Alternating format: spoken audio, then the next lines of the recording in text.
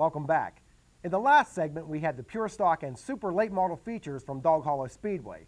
Well, we're not done yet, so let's move on to the third feature of the evening, the street stocks. It's Ray Hickok on the inside with the 6C of Bob Connor to his outside. Going into the first turns, Connor starts to gain an advantage as they head down the backstretch.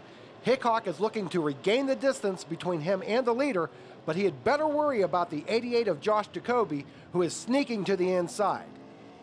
But behind them we have a mess which jumbles the field. Take two. Can Connor outrun Hickok this time? At first it appears he might. Going through 1 and 2, Hickok is even with Connor. However, it doesn't take long for Connor to take the lead again. Behind them we have some 4-wide action, but everything gets sorted out. For the next few laps, it's Connor, Hickok, and Jacoby running 1, 2, and 3. One driver to watch was the number 80 of Nick Goss. He gets by the V2 of Mike Vlasic for the 4th spot. The yellow comes out for an incident involving Bill Pluta, and for you muscle car aficionados, that is a first-generation Camaro. After a single-file restart, the running order at the top wouldn't change until Goss makes this daring move between Jacoby and Hickok. He keeps up the momentum to take second place. Farther back, we have some great side-by-side racing. Here's the number 28, and I love this name, Fuzzy Fields. Go get him, Fuzzy. Back up front, Goss has tracked down Connor and looking to get around the 6C as they're coming to the checkers. It's a drag race with Connor winning by a nose. I tried to catch up with Bob Connor after the race for an interview, but he was nowhere to be found.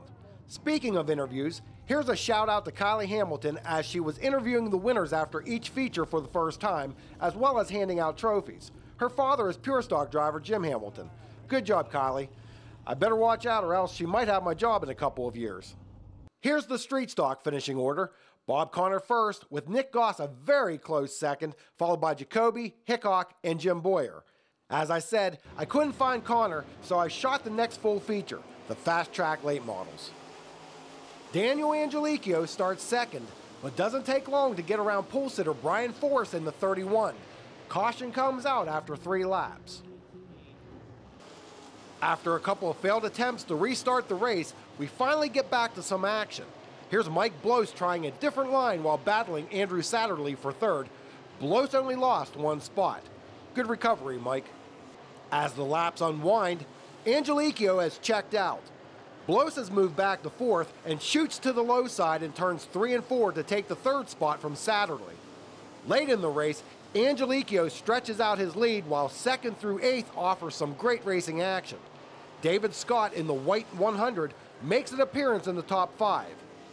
Meanwhile, Blos and Satterley are still fighting for the 3rd spot.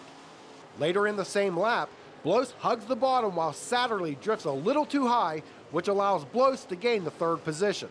On the next lap, Satterley loses 4th to Scott and tries to keep the 68 at bay. Although there were some great battles throughout the field, on this night, Daniel Angelicchio was untouchable. Daniel, congratulations. It seemed the closest anybody could get to you was under the pace laps. You really checked out on those restarts. Car was really good. Track was very slick. You had to be real easy on the throttle, and you know, I thought someone was right behind me the whole time. I felt like someone was pushing me the whole time, but I guess that's what makes you keep going faster. You almost didn't make it here. We almost didn't make it here. We broke down only about 10 miles from the shop, but luckily we had a guy that come pick us up in a tow truck, load the car on the tow truck, and came here and just made the heat race. And now you ran asphalt for a few years. Why the switch to dirt? My dad's always been into the dirt. He owned a couple dirt teams. My brother started racing dirt while I was on the asphalt, and I grew a liking to it. And but the asphalt taught me a lot. I took a few things over, and it's been coming along very well for me. Yes, I'd say the switch to dirt for Daniel has paid off. Here's some drivers who came up short in running down Angelicchio. Brian Force held on to 2nd, Blos was 3rd, Scott finished 4th, followed by Satterley. We're not done with highlights yet, and there are some upcoming races to check out. And later on, we'll take a look at an interesting Mother's Day event which happened this weekend. I'm sure it's something many of you have never seen before, so stay with us.